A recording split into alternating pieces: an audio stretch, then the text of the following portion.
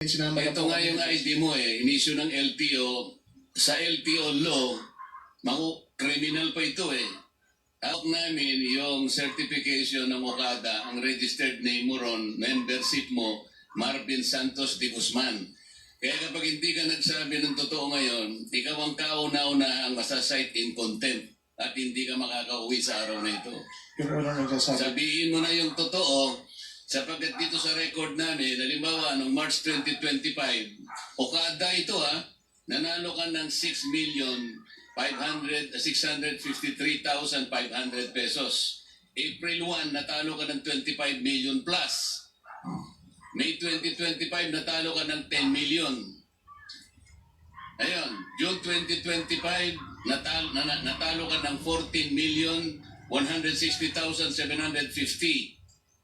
July 2025, nanalo ka ng 15,914,000.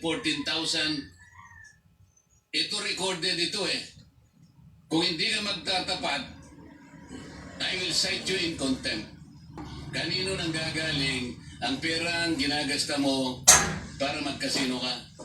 Pati si Alcantara, itong ginagamit niyang pangalan, Joseph Castro Villegas. LTO issued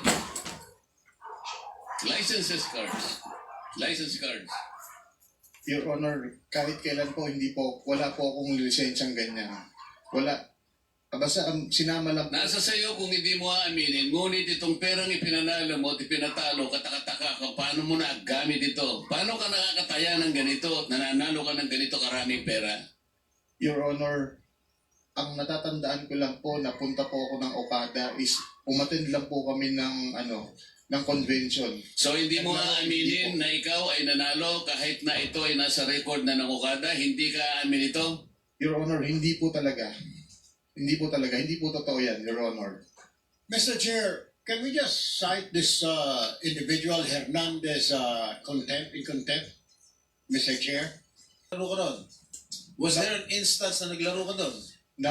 Ang alam ko po, No, answer me directly, please. yes po.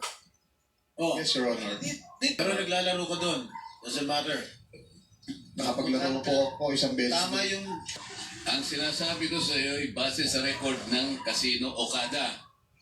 Hindi namin invento ito. Kaya kung hindi mo aminin ito, mapipilitan ako pag may nag-motion dito na kasama ko at merong nag-second demotion, you will be cited in contempt. At alam mo ang magiging epekto nito.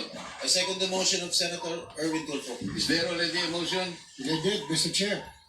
There is a motion to cite Bryce Hernandez, a.k.a. Marvin Santos de Guzman, in contempt. And seconded by Senator Tinggoy. Any objection? Hearing none, the motion is approved.